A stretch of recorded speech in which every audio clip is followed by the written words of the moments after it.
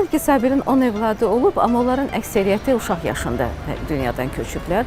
Yetkinlik yaşından sonra cəmi onun 3 evladı görüb. Bir böyük qızı Məşədi Səkinə, bir onun dərd ortağı, fikir ortağı, şeirlərinin ilk oxucusu Məşədi Səriyə Soltan.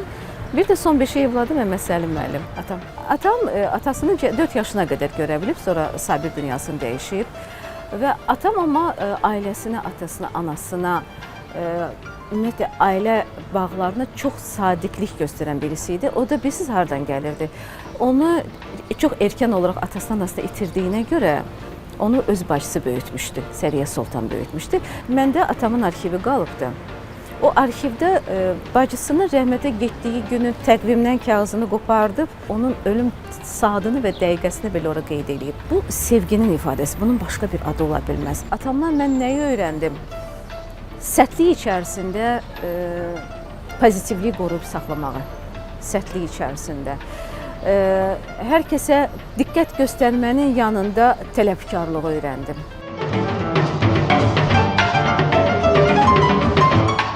Mirzə Rəhbər Sabirin nəticəsi olmaq bir məsuliyyətdir. O adı daşımaq bir fəxrdir, bir qürurdur.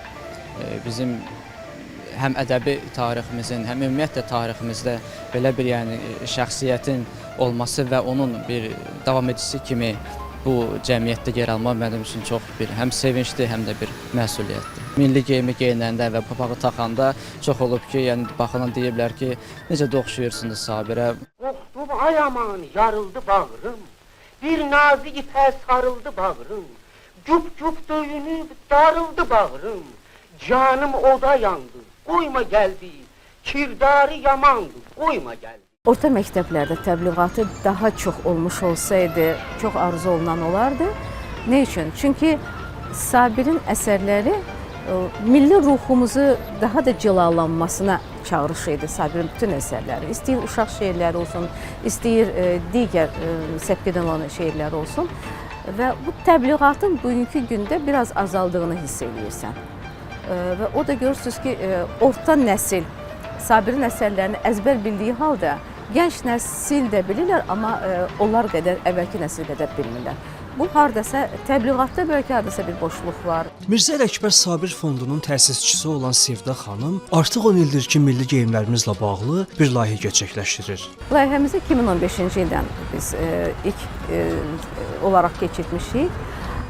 Müxtəlif tarixlərdə biz onu keçirdik. İlk tədbirimiz bizim fevralın 21-də Beynəlxalq Ana Dili günündə olmuşdu.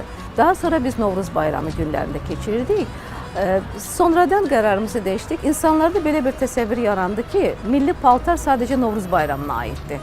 Əsas məqsədimiz nədən ibarətdir? Milli mənəvi dəyərlərimizi bugün insanların diqqətinə daha çatdırmaq. Və bilirsiniz, bu dəyərlərimizi şəhər mədəniyyətinə daşınması üçün biz bu addımı atırıq. İnsanlar hamısı milli geyimimizi çox sevirlər. Yəni bu bir mənalı olaraq çox sevdiklərini biz onu soruşmuşuq da, müzakirələrimizdə də onu ifadə ediblər. Sadəcə üzərində daşımaq kimi bir addımı atmağa biraz çəkinirlər.